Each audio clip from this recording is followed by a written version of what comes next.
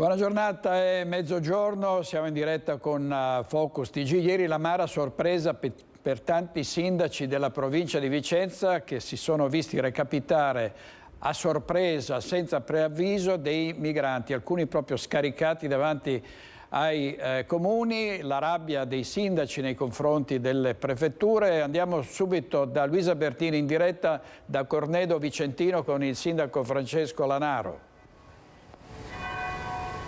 Sì, buongiorno direttore, buongiorno a voi telespettatori. Siamo in compagnia del sindaco Francesco Lanaro, che è uno dei sindaci che appunto ieri ha fatto l'amara scoperta. Perché cosa è successo ieri e in queste panchine cosa è successo?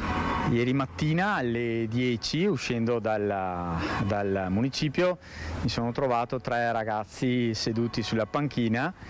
Ho chiesto loro informazioni e poi un po' cercando di interpretare i gesti ho capito che erano dei migranti che erano stati fatti sedere su quelle panchine che vedete lì.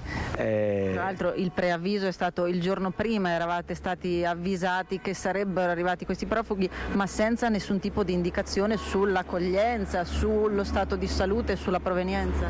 Io ho ricevuto una telefonata della prefettura all'incirca verso le 17:30 con cui mi si diceva che il mio comune sarebbe stato coattivamente oggetto di un rilascio di immigrati, al che ho chiesto se fosse uno scherzo e poi ho chiesto un provvedimento formale che non è arrivato.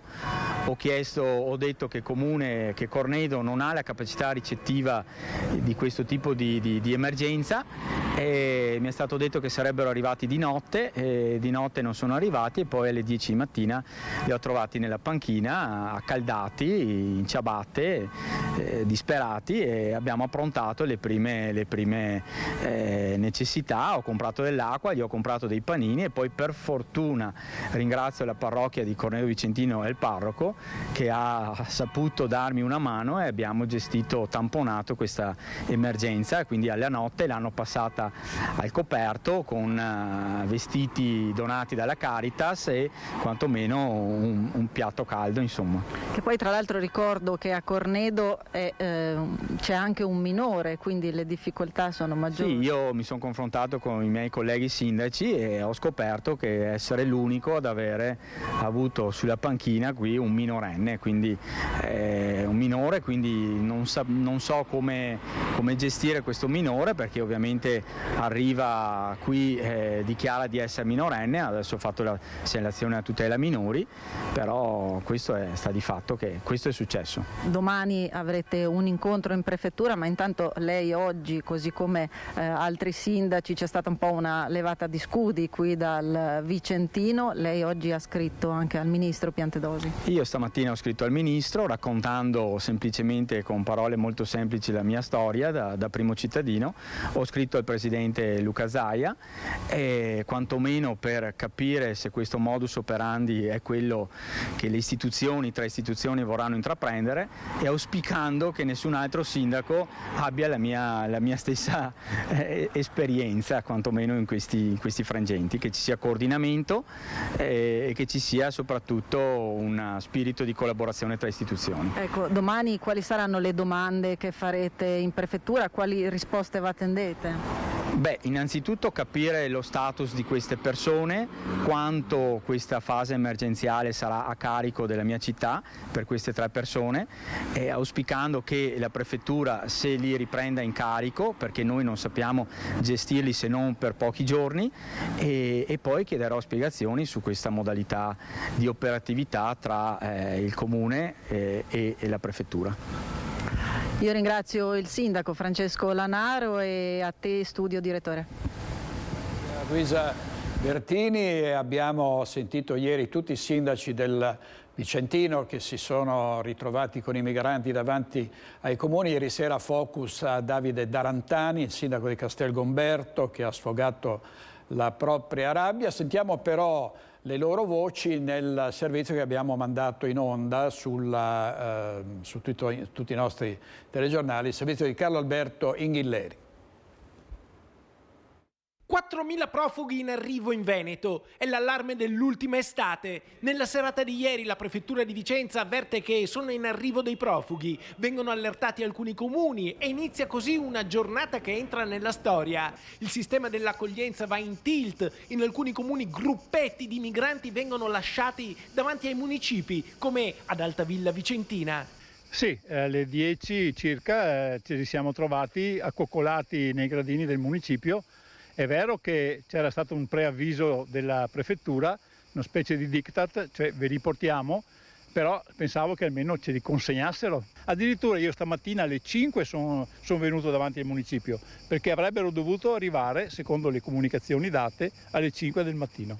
Invece si è alzato, ha fatto una alzataccia per nulla perché poi non li ha trovati, in cambio dopo qualche ora se li è trovati lì sui gradini del municipio. Esatto, è passato un pulmino veloce, li ha scaricati, qualcuno l'ha visto e abbiamo visto questi ragazzi accoccolati nei gradini, anche non del tutto in forma, insomma. La modalità si ripete anche in altri comuni del Vicentino. Qui siamo a Sovizzo. A pochi metri dal municipio, che è qui accanto, davanti alla posta, su una panchina sono stati lasciati alcuni migranti. Ecco, qui in questo momento ce n'è uno che si sta rifocillando. Lei è della Caritas. È questo il nuovo sistema con cui vengono portati i migranti?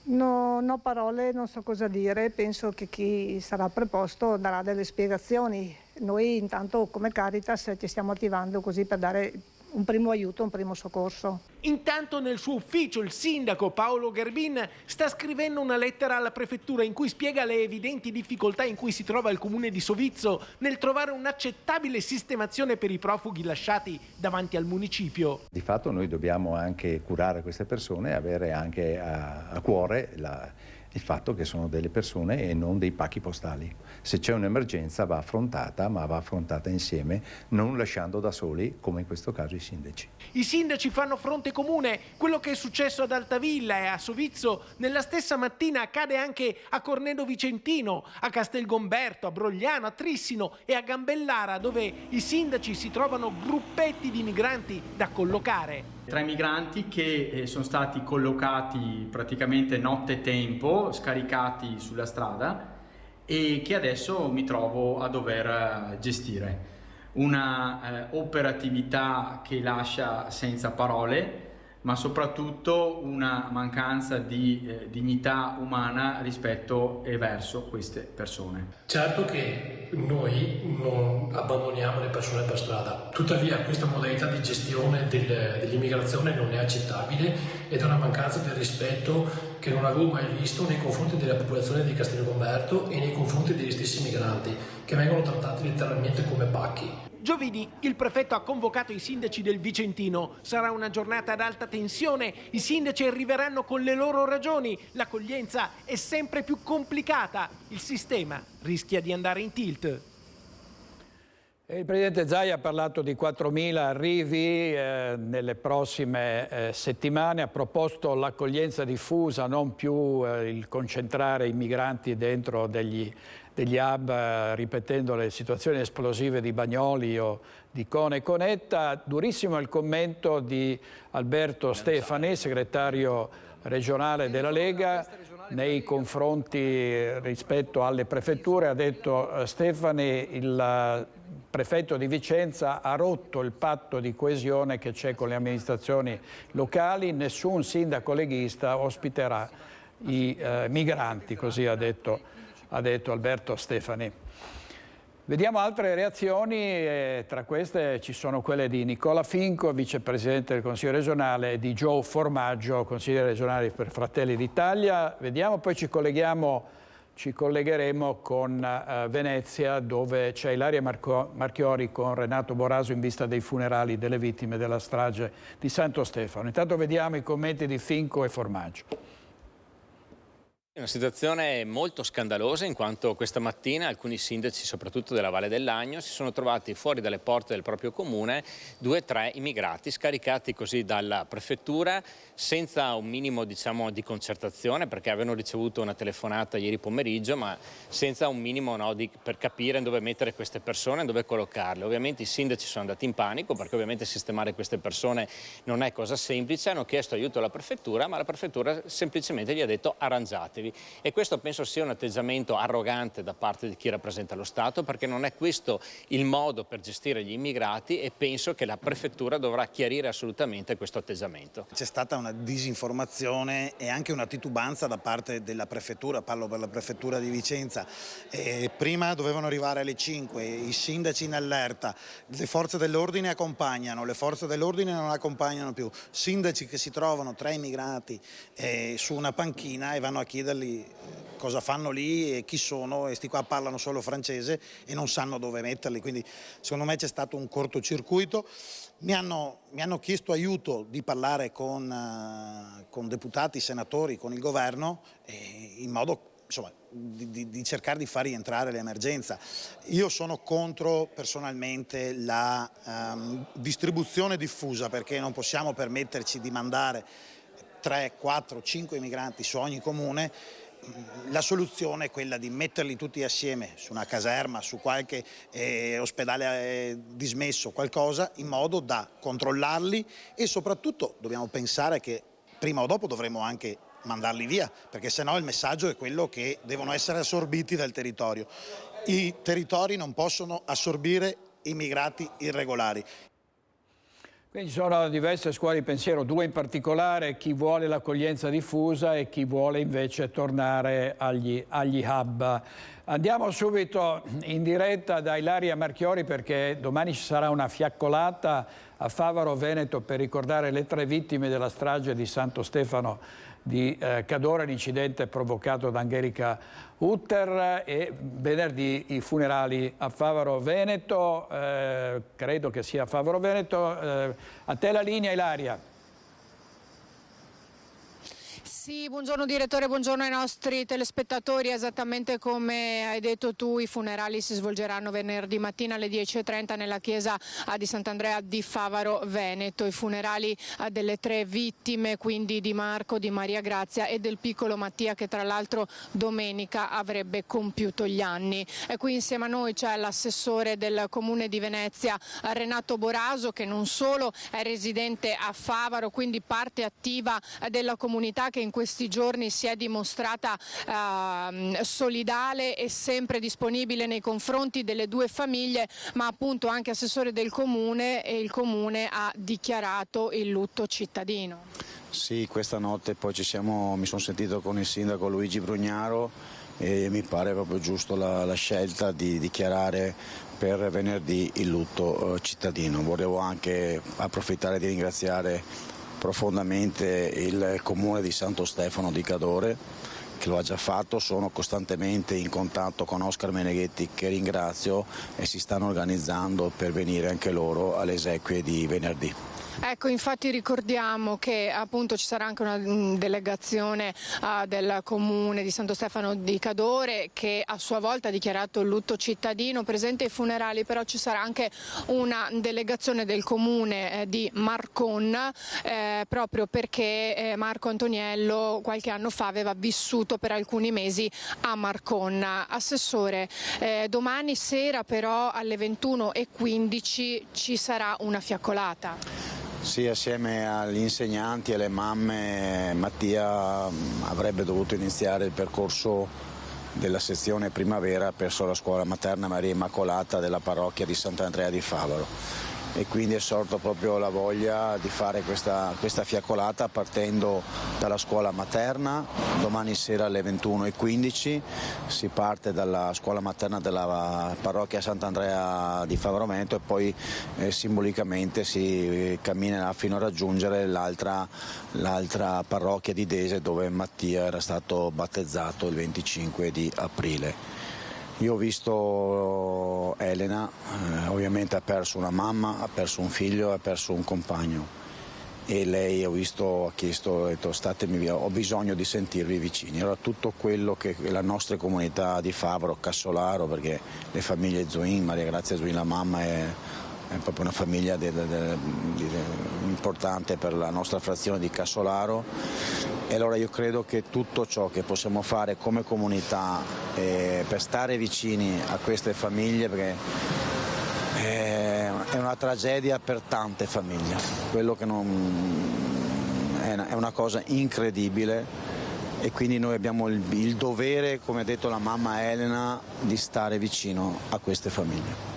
Ricordiamo infatti che la municipalità di Favaro, attraverso il suo presidente Bellato, ha aperto una raccolta fondi per chiunque volesse fare una donazione per la famiglia, e all'interno del municipio c'è anche un libro dove poter apporre le proprie firme. Ricordiamo che venerdì alle 10:30 i funerali saranno seguiti in diretta, questo anche in diretta sulle nostre emittente, questo anche per volere della famiglia, in modo che chi non può recarsi personalmente ai funerali, anche per questioni climatiche, perché visto il caldo di questi giorni qualcuno potrebbe sentirsi male, quindi partecipare attraverso, anche rimanendo a casa, quindi attraverso gli schermi della nostra televisione, è anche consigliato per chi magari, soprattutto per quella parte di popolazione più fragile e più debole, perché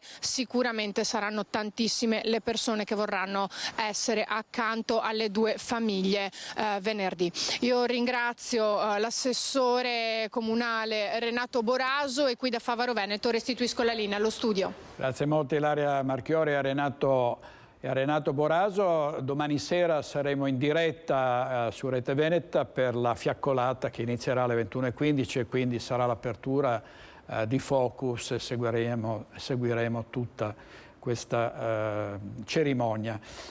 Vediamo adesso Angelica Hutter, è ancora piantonata nel reparto psichiatrico a Venezia. È stato convalidato l'arresto dal procuratore della Repubblica di Belluno, e intanto si cerca di capire come sia stato possibile provocare questa strage. Al punto delle indagini Tiziana Bolognani, con cui poi ci collegheremo in diretta per le ultime notizie. Vediamo le indagini. Il profilo di responsabilità che è stato ritenuto in questo momento è quello di aver viaggiato a una velocità superiore a quella consentita, e comunque tenendo una condotta di guida non adeguata alle caratteristiche del posto. Giovedì scorso Angelica Hutter non si trovava alla guida sotto l'effetto di alcol o droga, non stava utilizzando il cellulare, ma è verosimile che fosse in uno stato d'ira per motivi ignoti e che questo abbia allentato o alterato la sua attenzione, rendendo possibile ciò che è accaduto a Santo Stefano.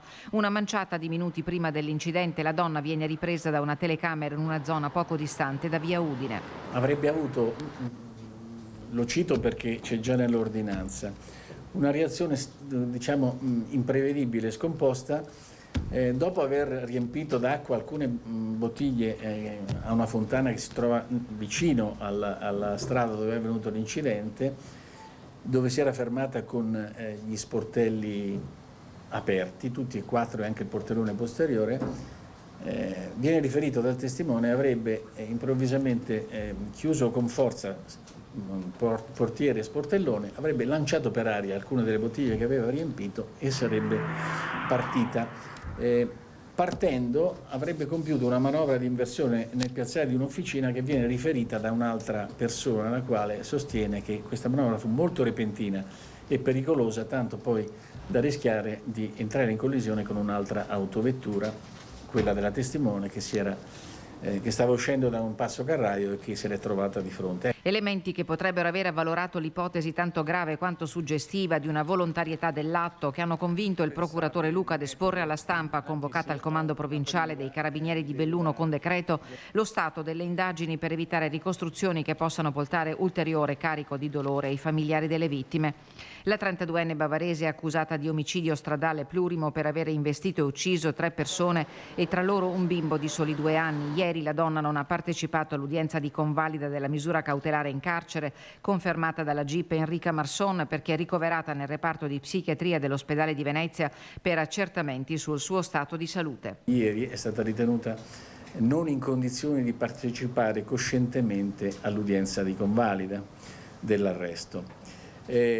Questo non significa che ci sia una premessa che apre le porte alla incapacità di intendere e di volere. Una situazione temporanea, ha chiarito il procuratore, che potrebbe anche dipendere da shock post-traumatico e quindi non essere legata a situazioni pregresse di disagio, anche se proprio in ordine al disagio vi è più di un indizio rispetto alla modalità di vita intrapreso dalla giovane che da mesi in solitudine girovagava con l'auto intestata al padre, che era diventata la sua casa. Non stava telefonando, quindi l'ipotesi della distrazione o uso del telefono cellulare andrebbe al momento esclusa.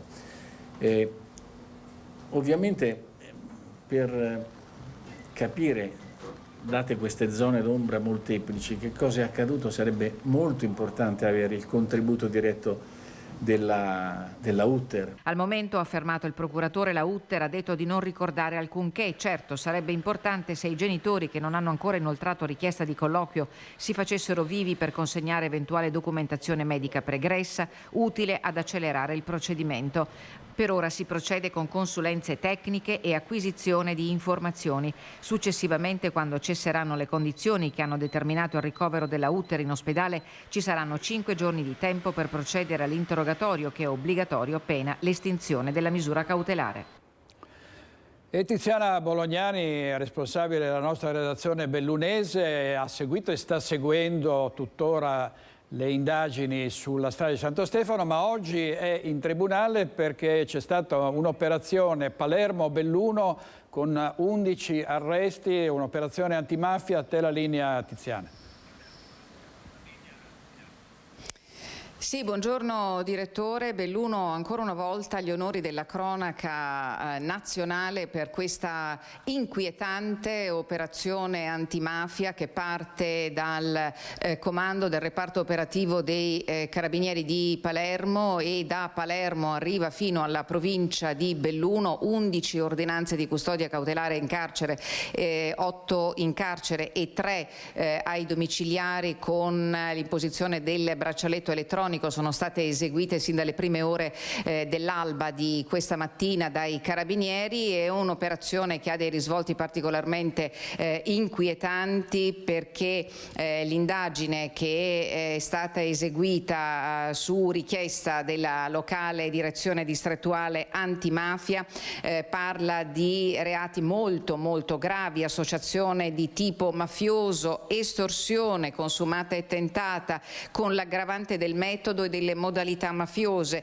nonché per il delitto di tentato omicidio aggravato. Questi capi di imputazione nei confronti delle 11 persone raggiunte dalle misure cautelari nelle prime ore di questa mattina. È un'operazione che ha ricostruito gli organigrammi del mandamento mafioso palermitano di Tommaso Natale, che ha consentito di acquisire un quadro indiziario in ordine all'appartenenza degli indagati alle famiglie mafiose di Partanna Mondello, Tommaso Natale, Zen Pallavicino, alcuni già condannati e in carcere per mafia. Tra gli arrestati c'è il nemico giurato numero 1 di Totò Riina, Michele Michalizzi, di 73 anni, il genero dello storico capomafia Rosario Riccobono, uomo della vecchia guardia mafiosa palermitana, uno dei sopravvissuti allo sterminio voluto proprio dal boss Totò Riina all'inizio degli anni 80. Al momento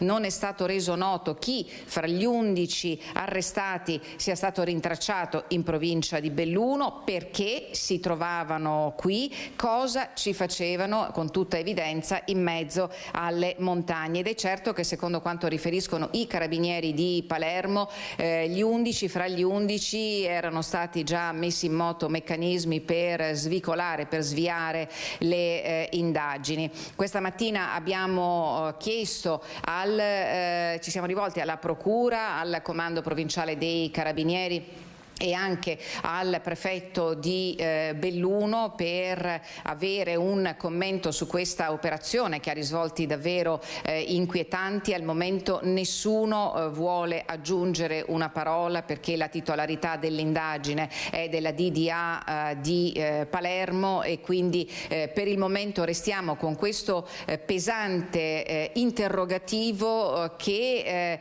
lascia comunque intendere che tutti le esortazioni che sono state fatte nei mesi e nelle settimane scorse, gli inviti, i protocolli d'intesa che sono stati stipulati in prefettura, l'ultimo in ordine di tempo con l'ANAS per gli appalti delle grandi opere in vista delle Olimpiadi invernali Milano-Cortina 2026, ebbene probabilmente queste persone presenti in provincia di Belluno la presenza di queste persone lascia intendere che i tentacoli della mafia, comunque della malavita organizzata, si sono già spinti non solo nel resto della regione del Veneto ma anche nel territorio finora incontaminato della provincia di Belluno. Direttore. Grazie Tiziana, hai detto proprio bene, i tentacoli della piovra, la mafia e poi c'è l''ndrangheta, la Sacra Corona Unita. Quando ci sono i soldi e le risorse, le organizzazioni mafiose arrivano e mettono radici, come si è visto anche recentemente ad Eraclea. Ancora cronaca nera, uno studente dell'Alta Padovana, qui è una storia, si diceva una volta luci rosse, ricattato per avere condiviso delle foto hard, grazie al sostegno del suo professore ha denunciato tutto e ha mandato a processo il suo ricattatore. Vediamo. Aveva mandato delle foto hot ad una persona conosciuta in una chat di Telegram frequentata da soli uomini, una vicenda iniziata quando aveva appena 14 anni senza percepire i rischi e le insidie della rete. Ma quella persona a cui aveva mandato anche una foto del volto ha iniziato a ricattarlo e minacciarlo, un incubo quello vissuto in questi anni da un ragazzo, oggi 18enne ma all'epoca dei fatti minorenne. Tutto era cominciato nel 2019 quando il ragazzo aveva iniziato a chattare con un uomo mandando anche scatti hot. Quando il ragazzo aveva deciso di smettere sono così cominciati i ricatti e le minacce di diffondere le preferenze sessuali del minorenne, che ha deciso di confessare tutto al suo professore. Il docente, che insegna in una scuola del Trevigiano, ha convinto il minorenne ad aprirsi con i genitori e a rivolgersi ai carabinieri che hanno fatto partire le indagini. Grazie alle tracce lasciate online si è risaliti all'autore delle minacce, un 28enne residente a Domodossola in Lombardia. Nel suo PC sono state rilevate migliaia di foto di minorenni. Ora dovrà rispondere dell'accusa di pornografia minorile. C'è stato un incidente stradale ieri sera a Saonara, è rimasta ferita una donna e continua una serie interminabile di incidenti. Vediamo. Ha perso il controllo dell'auto e ha finito la sua corsa contro un palo dell'illuminazione in via Roma, in pieno centro a Saonara. La donna alla guida della macchina è rimasta ferita ed è stata estratta dai vigili del fuoco di Piove di Sacco, intervenuti ieri pomeriggio. La conducente è stata assistita sul posto dai medici del 118 che poi l'hanno trasferita in ospedale a Padova. Sul posto anche i carabinieri per i rilievi dell'incidente. Nell'impatto violento il palo dell'illuminazione pubblica è stato abbattuto. E continua sempre, in questo caso a Treviso, nel Trevigiano, l'indagine sugli illeciti legati al reddito di cittadinanza, soprattutto rispetto a coloro che percepivano il reddito di cittadinanza senza averne l'autorizzazione. Si tratta di cittadini rom. Vediamo, servizio di Lina Paronetto. La Questura di Treviso ha concluso gli accertamenti legati al caso dell'indebita percezione del reddito di cittadinanza da parte di alcune famiglie rom residenti tra Treviso, in particolare la zona di Borgomestre e Preganziol, per un danno all'INPS stimato in 150.000 euro. L'avviso di chiusura delle indagini preliminari è stato notificato nei giorni scorsi a tutti gli indagati, 13 soggetti denunciati per indebita percezione del reddito di cittadinanza che l'INPS ha immediatamente provveduto a sospendere, 10 per concorso in furto furto aggravato e continuato di energia elettrica, 11 per false attestazioni a pubblico ufficiale in merito all'effettiva residenza e composizione dei nuclei familiari. Un soggetto infine è accusato di sostituzione di persona. 2 degli indagati, padre e figlio, che si dichiaravano disoccupati e nullatenenti, vendevano in realtà auto. Ben 159 compravendite in 4 anni e malgrado questo avevano ottenuto un alloggio ATER a canone simbolico, perché, come detto, il loro reddito risultava praticamente zero. Stesso copione per un altro individuo che di veicoli ne aveva acquistati e rivenduti 67, e questo mentre si trovava agli arresti domiciliari. C'è poi il tema degli allacciamenti abusivi alla rete elettrica, fatture da poche decine di euro a bimestre, quando nello stesso complesso abitavano in 16, anomalie che hanno spinto la procura a disporre perquisizioni nelle abitazioni insieme ai tecnici dell'Enel, accertando così che in un unico sito 5 unità abitative erano allacciate abusivamente alla rete elettrica da circa 10 anni, con un danno, anche in questo caso, nei confronti del gestore della rete di decine di migliaia di euro. Andiamo in diretta subito a Castelfranco Veneto, perché Stefano Marcon, sindaco di Castelfranco e presidente della provincia di Treviso, sta tenendo una conferenza stampa dopo le dimissioni. Pare che le voglia ritirare. Sentiamo. Riassumo. Uno è il gruppo di punto di incontro, l'altro è il gruppo che fa riferimento al Partito Democratico con i 5 elementi, il gruppo di Maria Gomierato, il gruppo misto composto dai consiglieri Viviana, Gatto, Cattapan Giovanni e Pasqualotto Stefano, eletti tra le file della lista Marcon Sindaco e tra le file della Lega Nord, che non rappresentano più né la lista Marcon Sindaco né la lista Lega Nord. E il gruppo Marcon Sindaco Lega Nord con i consiglieri rimasti, che sono i capigruppo Dussi, i capigruppo Basso, che sono rispettivamente i capigruppo di Lega e Forza Italia, il capogruppo Rizzo di Fratelli d'Italia, il consigliere indipendente Diego Giovine, i consiglieri Didonè Michael, Peron, Didonè Gianluca, Zanellato Matteo, Vatocchio Annalisa, Pasquettin Brian, Murarotto Diego e Pavin Mary. Con questi gruppi noi ci presenteremo al prossimo Consiglio Comunale e chiederò, ribadisco, un voto di fiducia per continuare a portare avanti gli impegni che ci siamo assunti nei confronti dei cittadini quando ci siamo presentati alle elezioni, con le nostre linee programmatiche già esposte e con ancora molto da fare per la città di Castelfranco Veneto e per la provincia di Treviso. Consentitemi questa relazione perché purtroppo a legge vigente ancora oggi la Del Rio lega il destino della provincia al sindaco che la presiede. E io spero che questa sia una condizione che cambi presto, perché vedete che nel momento in cui alcune crisi amministrative vedono coinvolti le amministrazioni che poi presiedono anche la provincia, hanno ricadute a livello provinciale e credo sia uno dei vulnus anche della legge Del Rio. La necessità di fare chiarezza credo ci volesse, perché nell'ottobre dello scorso anno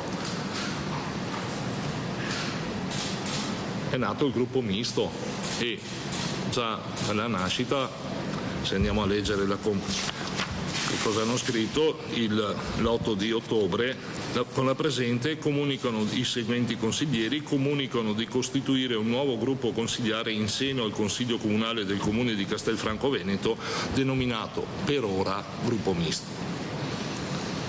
Da quel momento lì in poi io non ho avuto più occasioni di confronto, avevo fatto appello anche per fare un confronto pubblico ma caduto nel vuoto.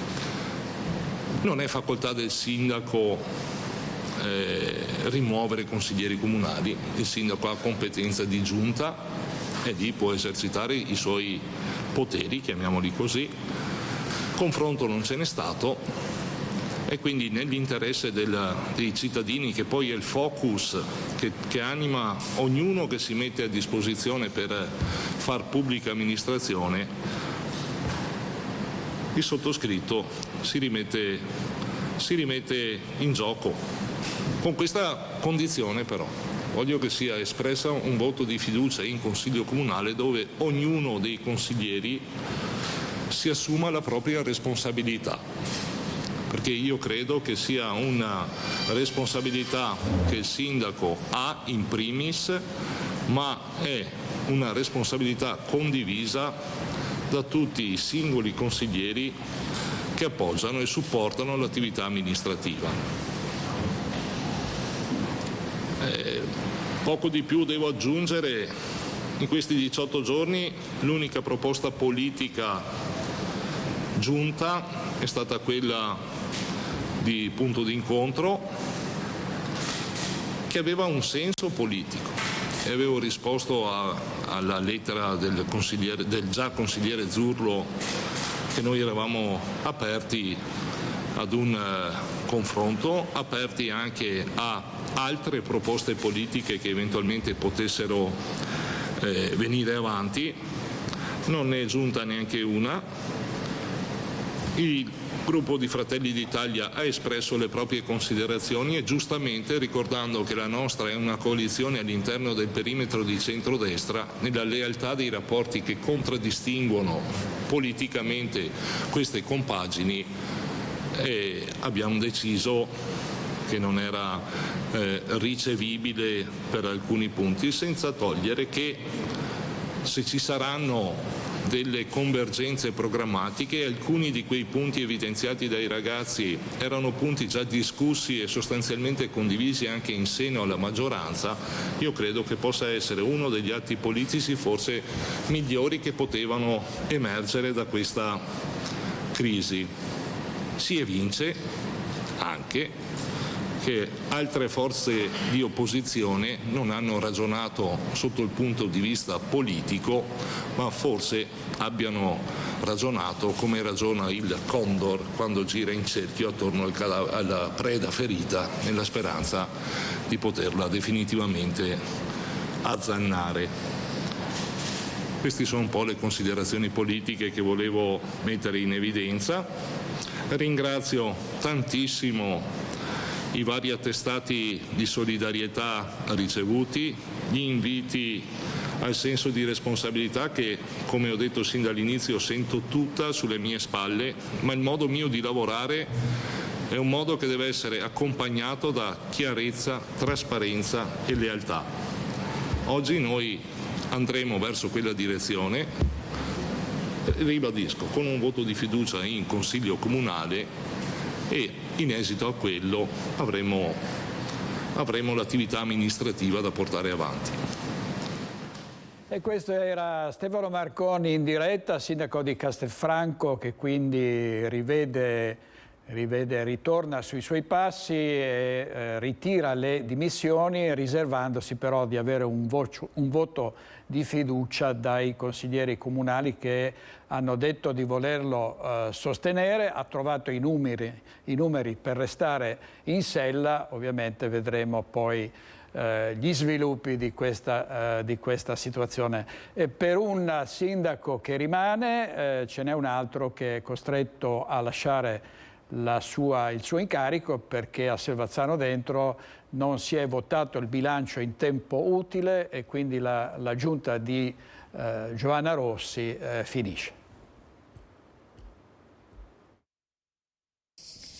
Buongiorno da Selvazzano, dove ieri sera si è tenuta l'ultima riunione, l'ultima convocazione del Consiglio Comunale. Era stata intimata dall'ex prefetto di Padova Raffaele Grassi e poi avvallata anche dal nuovo prefetto Francesco Messina. Si doveva approvare il rendiconto di bilancio, la condizione sine qua non per far continuare l'amministrazione comunale. Qui con me c'è il sindaco Giovanna Rossi. Purtroppo dopo una seduta piuttosto turbolenta è stata anche sospesa per un'ora, non è stato votato il bilancio e quindi di fatto la giunta decade. Il comune verrà commissariato a meno di 10 mesi dalle elezioni previste appunto per la primavera del 2024. Qui con me c'è, la chiamiamo ancora sindaco perché finché non c'è il provvedimento del prefetto è in carica. Giovanna Rossi, cosa è accaduto ieri sera?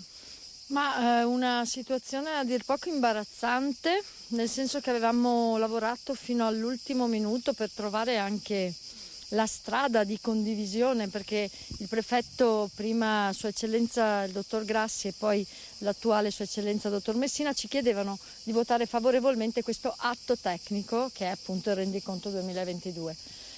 Come giunta abbiamo recepito i vari desiderata dei consiglieri delle sedute precedenti, pensando di fare addirittura di aggiungere un motivo buono per votare questo rendiconto, per non consegnare la nostra bella città nelle mani del commissario, e invece abbiamo ottenuto l'effetto contrario, perché il Presidente del Consiglio, adducendo motivazioni assolutamente sì, personali e comunque interpretative, perché il nostro segretario comunale ha interpretato in modo diverso, ha parlato per oltre un'ora con i capigruppo e alla fine credo abbia elegantemente scaricato sui capigruppo la decisione di cosa fare. Quindi è stato decretato, anzi è stato chiesto di votare l'ammissibilità di questa proposta della Giunta, di questo documento che è appunto la proposta e non il documento del rendiconto in sé. La votazione ha dato esito negativo, quindi addirittura non è stato ammesso questo emendamento che abbiamo portato come Giunta. Curioso, lo trovo molto curioso, avrei preferito che si votasse il rendiconto, che si dicesse chiaramente non vogliamo che vengano spesi 1.300.000 euro per i cittadini, per le nostre associazioni, per i nostri. Adesso qui ci sarà un commissario che sarà sicuramente una persona bravissima, ma è una figura tecnica, quindi se un cittadino avrà bisogno di parlare con qualcuno non troverà più un sindaco, non troverà più gli assessori, i consiglieri delegati. Io devo dire sono molto delusa, sono molto amareggiata. Ieri sera mi hanno fatto un applauso infinito che porterò nel cuore tutta la vita. Tanti cittadini erano presenti. Tantissimi cittadini, tante associazioni, tante persone che mi hanno scritto tutta la notte e continuano a scrivermi. Persone che hanno capito che io ci metto il cuore, ci metto la faccia, non ci metto nessun tipo di interesse, di bandierina partitica, perché insomma chi mi conosce sa che sono una persona libera, che magari posso avere anche sbagliato per inesperienza, ma dico Selvazzano merita sicuramente un'amministrazione e non un commissariamento. Ecco, adesso che tempi tecnici ci saranno per l'arrivo del commissario? Non lo so di preciso, ma quasi sicuramente oggi noi relazioneremo tutto al prefetto, Sua Eccellenza il prefetto, il quale farà il provvedimento di scioglimento e nel giro di non so dirvi quanti giorni, ma sicuramente pochi o tanti, per me insomma questa triste, l'ho definito questo triste epilogo, insomma chiude una esperienza importante nella quale credo molto e continuerò a credere per sempre. Si ricandiderà, visto mancano 10 mesi al volissimo, sindaco, lei si ricandiderà? Ma guardi, oggi è una giornata un po' difficile per rispondere a questa domanda. Di sicuro credo che i cittadini meritano ancora il mio impegno e io di sicuro, se ci saranno le condizioni e ci saranno le persone con cui lavorare, perché è fondamentale avere una squadra unita, seria, preparata e che lavora assieme per la città. Quindi le porte, insomma, uno spiraglio resta aperto ad una possibile ricandidatura di Giovanna Rossi. Da Selvazzano è tutto, restituisco la linea allo studio. Grazie molte a Valentina Visentin da Selvazzano Dentro. Abbiamo aperto con l'immigrazione e soprattutto con la rabbia dei sindaci che si vedono scaricare i migranti davanti ai loro municipi. C'è stato su questo il commento del governatore del Veneto, Luca Zaia. Sentiamo. È una delibera che abbiamo approvato, si firmerà un accordo con Prefettura di Venezia per le prefetture e comuni, quindi ANCI, con il sindaco Conte per cercare di coordinare quello che è poi il grosso problema dell'arrivo di migranti nei territori. A preoccupare il governatore, che non ha risparmiato una frecciatina all'Europa, è il rischio di un'altra Cona, il cui hub, il più grande del Veneto, è stato chiuso definitivamente a dicembre 2018. Noi non vogliamo rivedere situazioni tipo Cona o altre situazioni che abbiamo avuto in passato. Ovvio è che i numeri sono numeri importanti, la preoccupazione è tanta e soprattutto io faccio appello all'Europa che se c'è batta un colpo, perché è un convitato di pietra che non dà segnali, e dall'altro al governo che si trovino tutte le modalità per fare accordi a livello internazionale con i paesi, fra l'altro, dai quali partono questi migranti, affinché si possano creare le condizioni lì perché possano restare direttamente nel loro territorio. Le proiezioni a livello nazionale sono inquietanti, continua Zaia, perché se l'anno scorso sono arrivati via mare 90.000 migranti, quest'anno potrebbero raddoppiare. Da qui l'importanza del protocollo che sarà siglato nei prossimi giorni a Cacorner. Stiamo perseguendo con la Regione un'attività di grande collaborazione istituzionale, perché l'immigrazione, come vi avete ben presente, è un fenomeno che va governato. Questo protocollo ci aiuterà a governare meglio l'immigrazione. Ma secondo il segretario veneto del PD Martella, la regione è in ritardo. Si sapeva da mesi che questa nuova ondata migratoria sarebbe arrivata, ha detto, ma solo ora, emergenza in corso, la regione si appresta a firmare il protocollo con i comuni. Serviva e serve, continua, una strettissima collaborazione e un forte supporto ai sindaci del territorio che devono gestire in prima persona gli arrivi da Lampedusa. Invece, conclude, siamo di fronte a un cortocircuito che sta producendo le fibrillazioni di queste ore.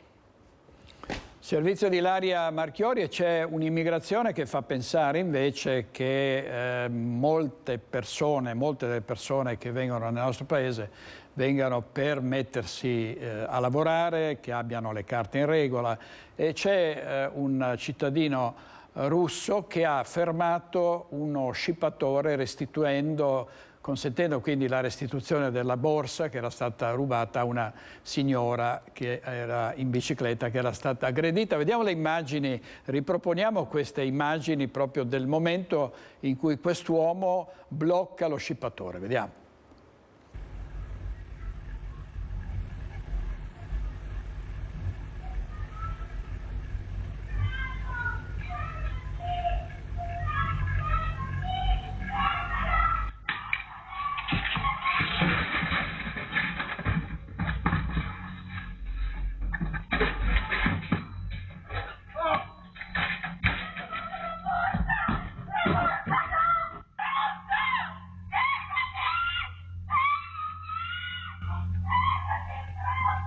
È stato un vero e proprio placcaggio quello di Faiz Kasimardanov, il 39enne di origini russe che lungo la strada del Mozzato a Sant'Antonino ha prima bloccato, poi inseguito fermandolo il 29enne dominicano autore dello scippo ai danni di una donna in bicicletta. Sono state le sue urla disperate a far scattare Faiz, che stava rientrando dal supermercato con il figlioletto nel passeggino.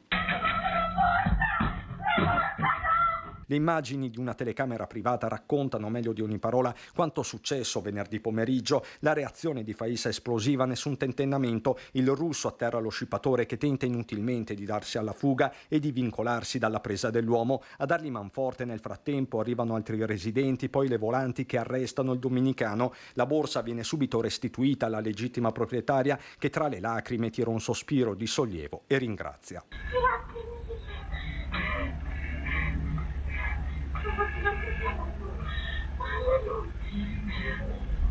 Non sono un eroe, aveva detto Faiz ai nostri microfoni, dichiarandosi anche amareggiato perché lo scippatore è stato subito rimesso in libertà. Perché l'ha fatto?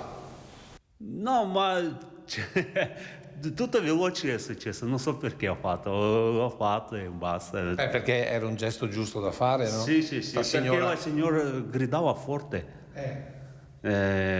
Gridava forte, mia borsa, mia borsa. E lei insomma a un certo punto ha detto, devo fermarlo. Sì.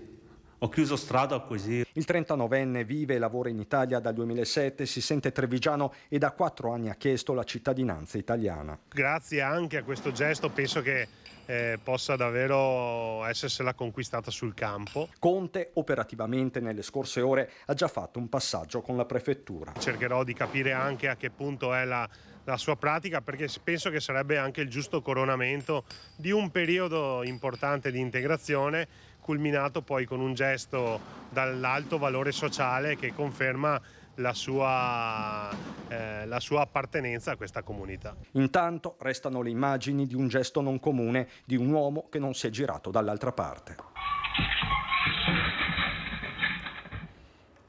Servizio di Christian Arboit, in regia oggi Francesco Ceron e Fabio Falliero. Andiamo a vedere che cosa è successo ai soliti truffati, ne parla un ufficiale della Guardia di Finanza, con Edi Caliman. Vediamo. Abbiamo individuato 2 società attive nel Coneglianese, operanti nel settore energetico, che hanno offerto ai propri clienti, parliamo più di 750 persone, hanno offerto un pacchetto di investimenti onnicomprensivo che includeva appunto la vendita e l'installazione di apparecchi di efficientamento energetico, ad esempio caldaie, condizionatori o quant'altro, e soprattutto, parte preponderante dell'investimento, la cessione di forniture pluriennali di energia elettrica o gas. 750 clienti truffati prevalentemente nel territorio del nord-est. Una pubblicità incisiva, fortemente attrattiva, che si diffondeva soprattutto nei social network, quella delle 2 società energetiche che tentavano di raggirare potenziali clienti fornendo prezzi e agevolazioni estremamente convenienti. A parte i prezzi molto convenienti che le 2 società hanno praticato, veniva prospettato ai clienti appunto la possibilità di detrarre interamente l'investimento nella dichiarazione dei redditi. Il pacchetto offerto ai clienti prevedeva la vendita degli apparecchi per l'efficientamento energetico e una fornitura pluriennale di luce e gas. L'attrattività dell'offerta consisteva soprattutto sul promettere ai clienti bollette a costo zero per 10 anni e la totale detraibilità dell'investimento, compresa dunque la quota delle forniture di energia di fatto non scaricabili. Nel momento in cui le 2 società hanno perso la possibilità di erogare l'energia elettrica, il cliente, che non poteva rimanere senza fornitura, è passato poi al servizio di maggior tutela e si è visto recapitare le bollette, questa volta non più a zero come è avvenuto in quegli anni, ma con gli importi da pagare. Quindi con la beffa, se vogliamo, di aver sostenuto un investimento ingente all'inizio e di doversi poi trovare a pagare dopo 2 anni le bollette, che invece gli era stato promesso che non avrebbe pagato per 10 anni. 4,5 milioni di euro è l'importo calcolato come danno all'erario. Questa cifra rappresenta la quota parte del pacchetto di investimento che appunto rappresenta la cessione pluriennale di energia elettrica o gas, quindi la base di calcolo, diciamo, per quelle detrazioni che in realtà non potevano essere fatte. La Guardia di Finanza ha inoltre scoperto che le 2 società hanno impiegato in maniera irregolare oltre 100 lavoratori, 32 le persone denunciate alla Procura di Treviso.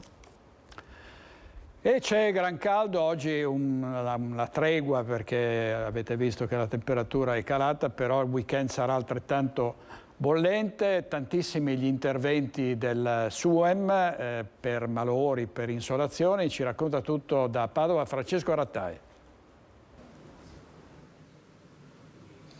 Sì, buongiorno da Padova, ci troviamo nella sede operativa del SUEM 118, la sala che raccoglie le segnalazioni, le chiamate dei cittadini e che le smista per intervenire rapidamente.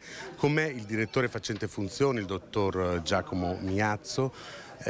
Con lui vogliamo parlare appunto di caldo, perché in questi giorni è arrivata l'ondata di caldo attesa e volevamo capire come ha impattato nel lavoro del SUEM 118 questa ondata di caldo.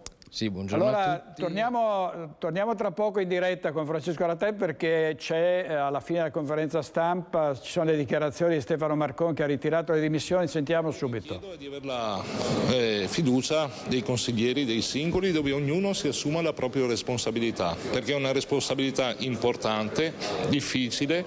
Il sindaco la porta avanti se sa di avere una squadra della quale fidarsi, e io ho degli elementi che oggi mi dicono che è rimasta una squadra dal quale io e conseguentemente i cittadini che ci hanno votato possano fidarsi per continuare a dare quelle risposte che i cittadini di Castelfranco Veneto e, consentitemi, anche della provincia di Treviso si aspettano. Un rimpasto della Giunta, quindi? L'impasto di giunta è una valutazione che passa, è una competenza del sindaco, ma devo avere la fiducia dei consiglieri. Quando avrò la fiducia farò delle valutazioni rispetto anche ad un cambio di passo da parte della giunta. È emerso anche nel corso delle nostre riunioni in questi giorni che bisogna in qualche modo cambiare passo. Però non anticipo nulla, non voglio che emergano degli agnelli sacrificali piuttosto che dei capri espiatori espiatori magari per questo percorso. Sarà il Consiglio Comunale che, se mi darà fiducia, mi dà mandato per fare le mie opportune valutazioni. Il Consiglio Comunale entro fine mese? Entro fine mese faremo un Consiglio Comunale, anche perché ci sono degli atti tipo gli equilibri di bilancio che bisogna approvare entro luglio, e quindi in occasione del prossimo Consiglio presenteremo un documento da mettere al voto appunto al Consiglio per manifestare la fiducia al Sindaco. Il ritiro delle sue dimissioni salva anche la provincia di Treviso? Come ho detto prima, sì, la salva, e spero che il legislatore prenda seriamente e velocemente in considerazione che le criticità amministrative possono avere dei riflessi pesantissimi per gli enti provinciali, perché oggi è questo legame a doppio mandato tra comune e provincia. Nel momento in cui l'amministrazione comunale va in crisi, conseguentemente va in crisi anche l'ente provincia, che non ha alcun tipo di responsabilità. È una questione che è uno dei tanti vulnus o una delle tante criticità della legge del Rio. Il famoso post del 24 giugno, lei ha espresso, ha detto appena adesso in conferenza stampa, ha espresso un parere da amministratore su tutta la Lega, insomma. Ma l'ho anche scritto bene, siamo amministratori, non il post, ho scritto bene che ho espresso il punto di vista da amministratore, nel senso che mi sembra che una linea di partito, una linea politica non c'è, sono temi delicati, entrando nel merito ho detto che è un tema di priorità. Non mi sono espresso né pro né contro nel merito, ho detto che ci sono delle priorità diverse, ma lo dico da amministratore, così come hanno fatto altri colleghi amministratori. La stampa poi ha enfatizzato nel dire che Marcone è contro Conte, contro Zaia, contro Salvini. Se confrontarsi vuol dire essere contro, io credo che si falsi un po' quello che è il normale dibattito che debba essere all'interno di una questione di natura politica. E quindi io spero e auspico che a breve ci si possa confrontare e che ci sia una linea bene espressa rispetto alla quale ci confronteremo, ma ribadisco, è stato un po' uno sfogo per certi aspetti, interpretando anche il sentiment che arriva da tante persone, dal popolo, ho avuto modo di dirlo, e c'è stato una reazione che impone a fare qualche riflessione. In primis anche il sottoscritto, magari no, perché la disciplina del partito è fondamentale perché si possa andare avanti in modo univoco. Disciplina non significa, come ha detto il mio grande amico Marzio Favero, disciplinarismo. All'interno di un confronto democratico noi troveremo le linee da poter condividere. Bene, questo era Stefano Marcone in diretta, intervistato da Edi Kaliman. Andiamo in pubblicità e poi torniamo subito con Focus TG. State con noi, grazie.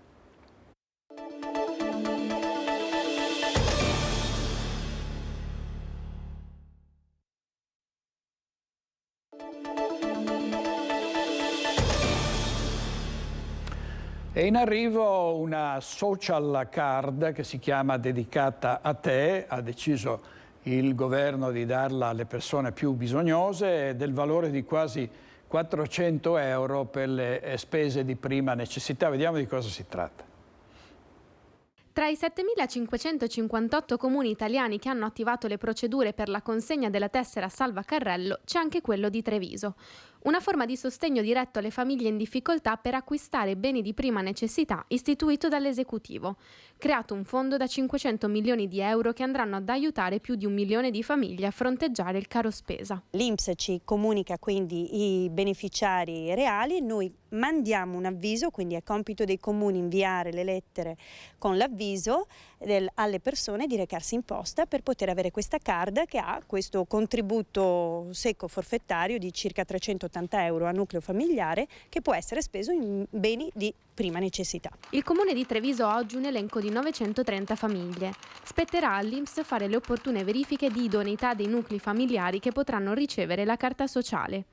Beneficiari della card saranno le famiglie composte da almeno 3 persone, con ISEE inferiori a 15.000 euro e che non godano di altre integrazioni da parte dello Stato, come per esempio il reddito di cittadinanza. La famiglia poi che riceve questa lettera dal comune, il comune indicherà di doversi recare all'ufficio postale per questa prepagata con questa cifra già caricata che la famiglia dovrà attivare, quindi spendere entro il 15 di settembre e poi potrà beneficiarle fino a fine dell'anno. anno, insomma, fino a che ha finito il credito che viene caricato direttamente dal governo. Piena collaborazione tra comuni e governo, il quale spera di poter mantenere stabile la misura. Al momento è un servizio una tantum, non abbiamo comunicazioni d'altro tipo, poi può essere che il governo decida di rifinanziare il fondo. Ieri la consegna in Consiglio regionale delle firme della manifestazione Tu tagli, io firmo, manifestazione a sostegno della sanità pubblica. Altre firme erano state consegnate qualche tempo fa e Ferdinando Garavello fa un'analisi sulla differenza tra le firme veneziane di ieri e quelle bassanesi della volta precedente. Vediamo. Una delegazione sindacale ha consegnato nelle scorse ore a Palazzo Ferrofini una raccolta di 17.000 firme di cittadini veneziani che vogliono una sanità diversa. La delegazione è stata ricevuta dal presidente del Consiglio regionale del Veneto, Roberto Ciambetti, dai vicepresidenti Francesca Zottis e Nicola Finco, dai presidenti di tutti i gruppi consiliari, dalla presidente della commissione che si occupa di sanità, Sonia Brescaccin, e dall'assessore regionale alla sanità, Manuela Lanzarin. Bene. Fermo immagine, riavvolgi veloce per tornare indietro di un anno e una manciata di giorni, fino al 28 giugno del 2022, quando una delegazione di amministratori di Bassano e dintorni si era recata a Palazzo Ferrofini per consegnare ai rappresentanti dei Veneti in Consiglio regionale migliaia di firme che chiedevano una sanità diversa. Ebbene, ecco chi c'era un anno fa. Nicola Finco, Giacomo Possamai, Giuseppe Pan ed Erika Baldin. E tutti gli altri, chiederete voi? Ma chissà, sicuramente impegnati, certamente in faccende più importanti. Fatto sta che la delegazione bassanese non ha potuto incontrare il presidente Ciambetti e neppure l'assessore Lanzarin e neanche la presidente della Commissione Sanità, Sonia Brescaccin, se è per questo, o il capogruppo della Lega in Consiglio, Villanova. Poco importa, le firme sono state portate a Venezia e tanto bastava all'epoca per dare voce a un territorio che si era espresso in modo chiaro e deciso sull'organizzazione della sanità in seno all'ULSS 7 pedemontana. Con il senno di poi, però, viene da chiedersi il perché di questa disparità di trattamento e di atteggiamento da parte della politica regionale. Qualcuno potrebbe suggerire che esistano cittadini di serie A e di serie B, dove B sta per Bassano. E qualcun altro potrebbe anche ribadire che la raccolta di firme portata avanti in Riva al Brenta era stata svincolata dalla politica e anzi interessava migliaia di cittadini con le loro storie, le loro lamentele, le loro segnalazioni. Un vero peccato, visto che di quelle firme non si è saputo più nulla. Resta da capire se quelle consegnate nelle scorse ore finiranno assieme alle voci dei bassanesi e dei cittadini della pedemontana a prendere polvere in un cassetto, oppure si avranno a disposizione una corsia preferenziale per saltare dall'altra parte del Canal Grande fino a Palazzo Balbi. Commento di Ferdinando Garavello, restiamo a Bassano del Grappa, vediamo l'incontro di ieri fra sindacati e comune, il caso San Lazzaro entra nel vivo della polemica. Eppur si muove, lo diceva Galileo, lo raccontano i sindacati dei lavoratori che ieri, a margine della riunione avuta con l'amministrazione comunale sul presente e il futuro di San Lazzaro, raccontano ai nostri microfoni che qualche passo in avanti è stato fatto.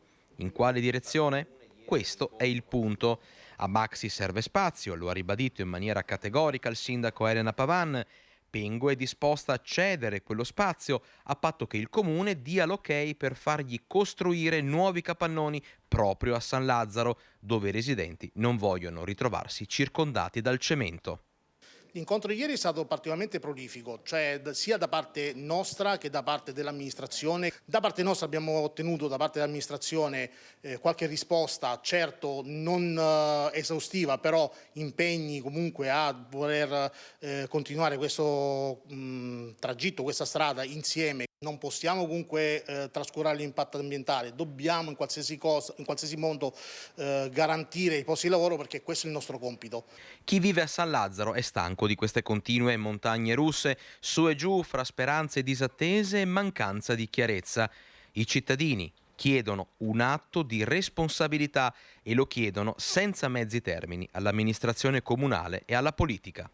Senza voler toccare la sacralità delle persone che lavorano nell'azienda Baxi, vorrei però far notare che la Baxi è una multinazionale, non è un'azienda cittadina e mi ci sorprende la strana schizofrenia che ha nel farsi paladina da una parte della transizione ecologica, mentre vuole spingere un'altra azienda che invece è di Bassano, ma che con Bassano ormai non ha più niente a che fare né per la produzione né per i posti di lavoro, vuole spingerla a fare l'ennesima strage di consumo agricolo. Noi vorremmo avere dall'amministrazione una vera condivisione rispetto alle decisioni che vengono prese. Sarebbe importante che emergessero tutti i punti di vista, anche dei consiglieri comunali e degli appartenenti all'amministrazione, e che non si tenti sempre di apparire compatti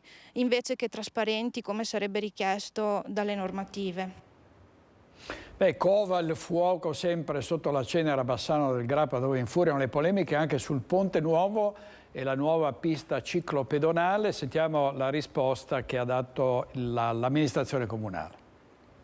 Ciclisti, pedoni e un'unica carreggiata. Addio all'attuale pista ciclabile, sarà una ciclopedonale ad attraversare il Ponte della Vittoria.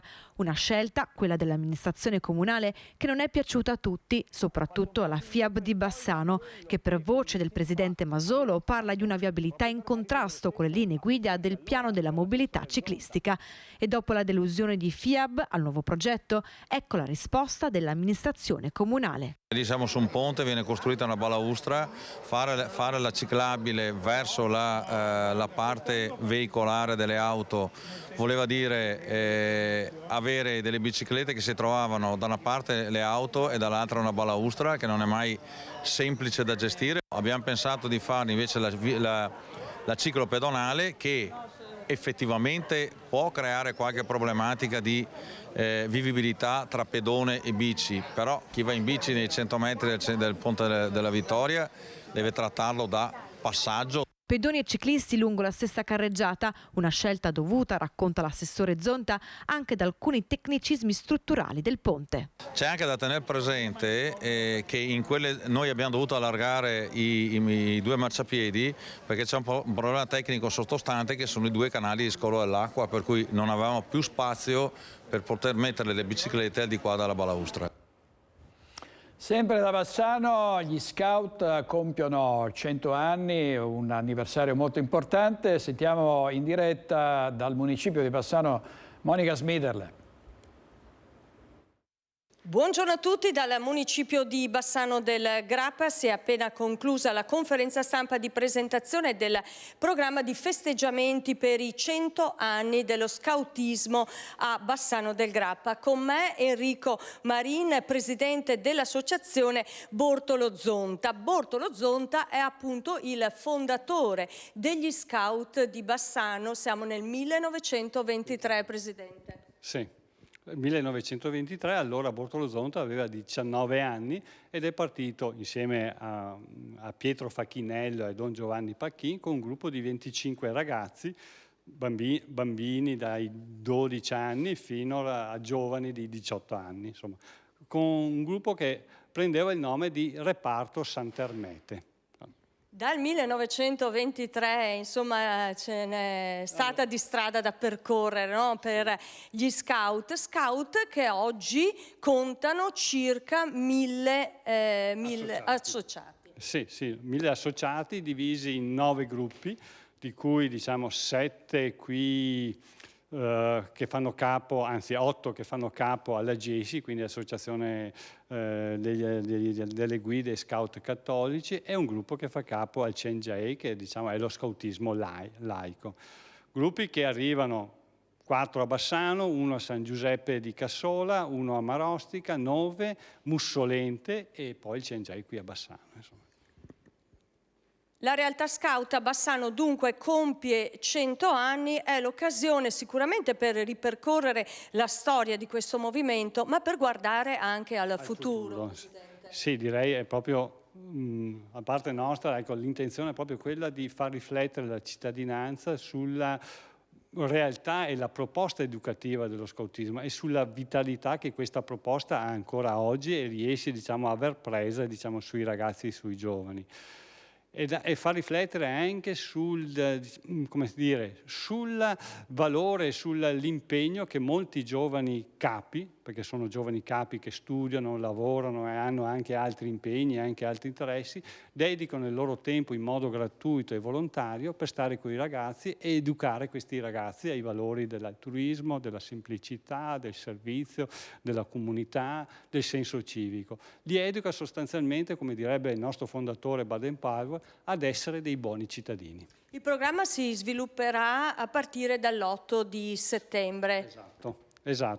Inizieremo con un alzabandiera scout che andremo a allestire in Piazza Libertà con questa festa dell'alzabandiera che avverrà alle 18:30 di venerdì sera 8 settembre. Insomma. E poi insomma sarà un lungo weekend dedicato proprio agli scout e alle attività tipiche degli scout. Dello scout, sì. Bene, io ringrazio Enrico Marin, presidente dell'associazione Bortolo Zonta. Da Bassano del Grappa è tutto, la linea torna allo studio. Grazie Monica Smidele. Andiamo a Treviso per una doppia denuncia della consigliera comunale provinciale Antonella Tocchetto, la moria di piante nel bosco di San Paolo a Monigo e l'allarme zecche nel parco dello Storga. Sentiamo.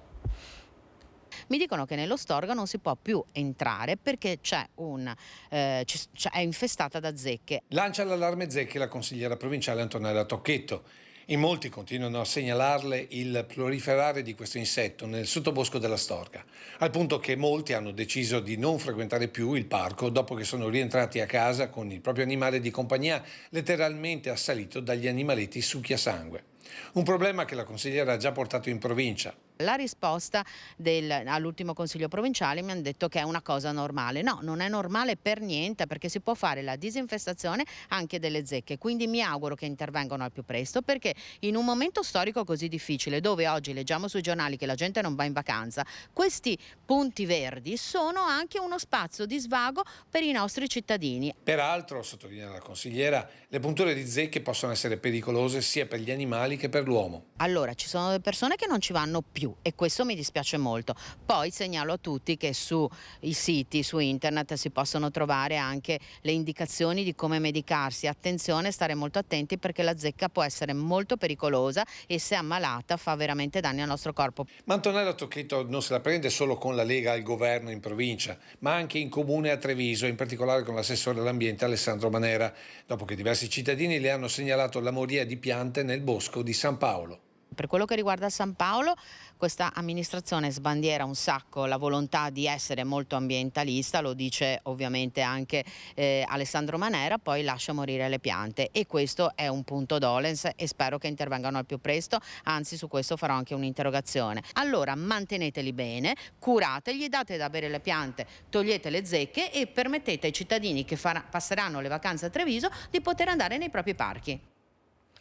C'è preoccupazione per la febbre dengue, è stata comprovata la positività al virus trasmesso dalla puntura di zanzara tigre infette in un giovane residente a Teolo di rientro da un viaggio in Thailandia dove si presume abbia contratto la malattia. Aveva compiuto questo viaggio insieme a 14 turisti, attualmente nessuno dei quali presenta sintomi specifici. Sentiamo cosa ci ha detto il direttore del Dipartimento Luca Sbrogiò.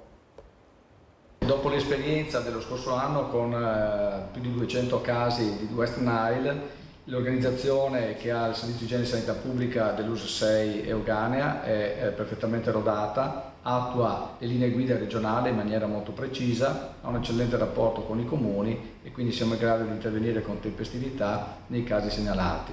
La situazione al momento non presenta particolari criticità di contesto, perché lo scorso anno ci si ricorda insomma, la West Nile quanto ha colpito proprio la provincia di Padova e questo primo caso di importazione da un paese tropicale ci permette come dire, di mettere in pratica le iniziative di prevenzione previste e in un contesto appunto sotto controllo. La stagione però è ancora lunga, nonostante siamo ormai a metà luglio, e teniamo massima attenzione su qualunque cosa che possa succedere in maniera da intervenire in maniera estremamente tempestiva.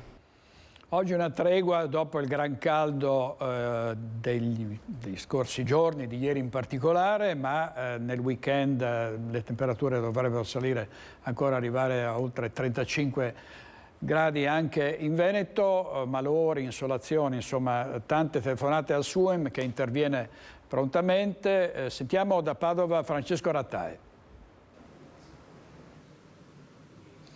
Sì, buongiorno da Padova, ci troviamo nella sede operativa del SUEM 118, la sala che raccoglie le segnalazioni, le chiamate dei cittadini e che le smista per intervenire rapidamente. Con me il direttore facente funzioni, il dottor Giacomo Miazzo.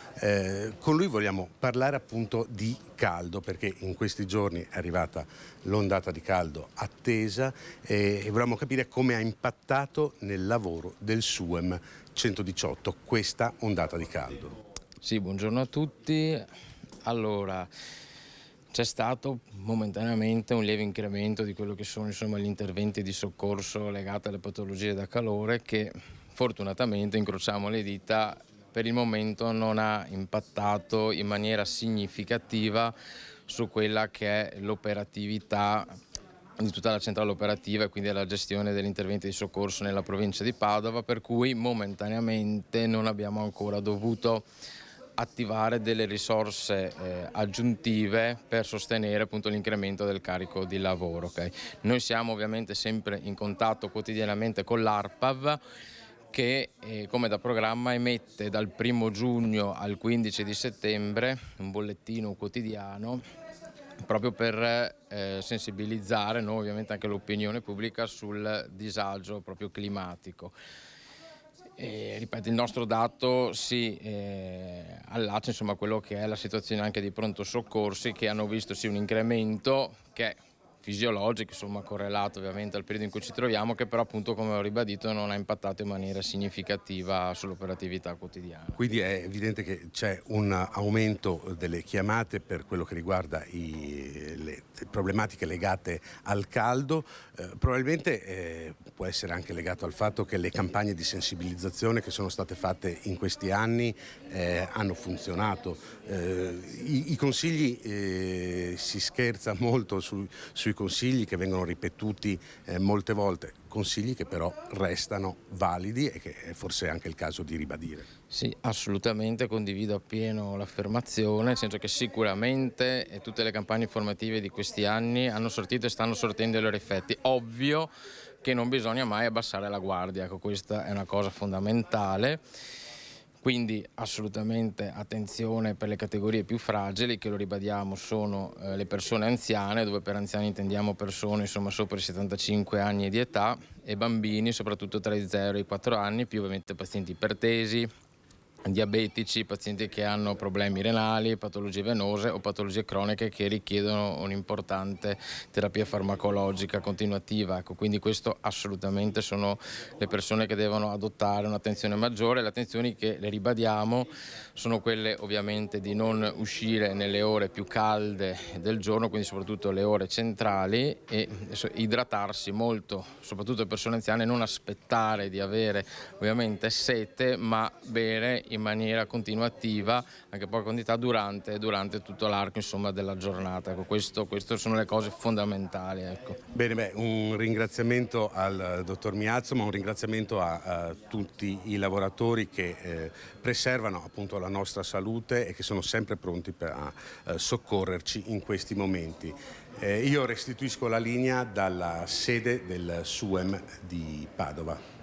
Grazie molto a Francesco Rattai. Potrebbe essere vicentina la tuta spaziale dei prossimi astronauti dell'ESA, l'Agenzia Spaziale Europea, per i prossimi lanci, ed è un ragazzo vicentino, ha 28 anni, Alberto Piovesana, ad averla realizzata. Vediamo. Dovrebbe esserci qualcosa di molto speciale nelle condizioni al confine dell'universo.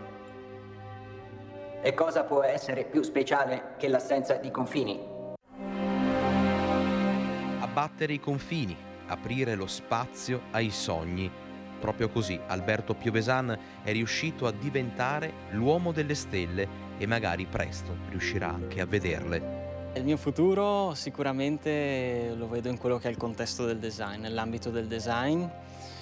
Lo vedo possibilmente, potenzialmente spingersi sempre un po' più avanti, un po' più in là, fino, chissà, magari a poter testare in prima persona quella che è la tuta anche spaziale. 29 anni, trevigiano d'origine ma bassanese d'adozione, Alberto Piovesan ha vinto un contest europeo per realizzare la tuta spaziale dell'ESA, l'Agenzia Spaziale Europea.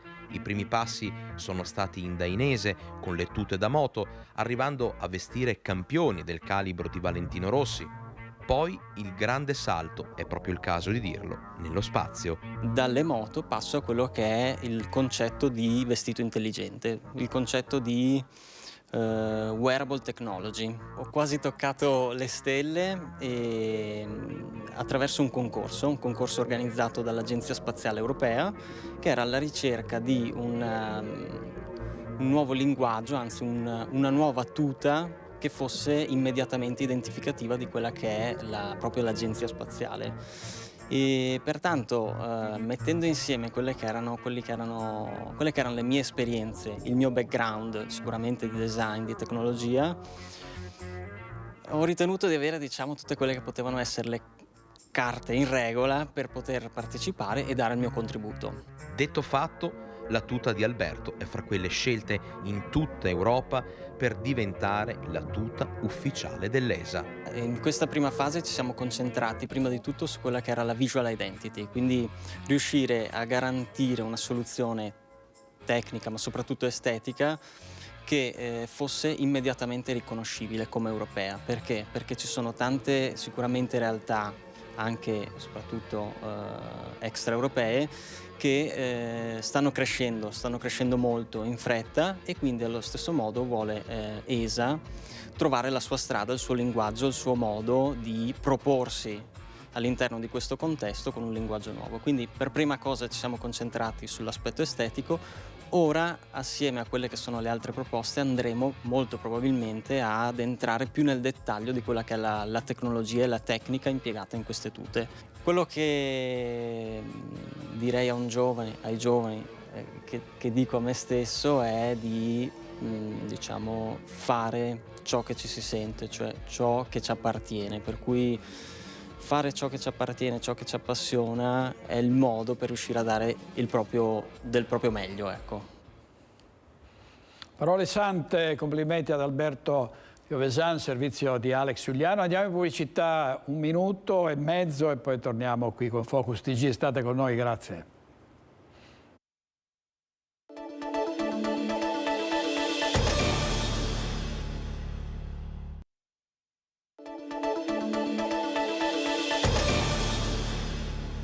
Conclusi i lavori a Bassano del Grappa per rimettere in sicurezza Viale delle Fosse, ci racconta tutto Vanessa Banzato.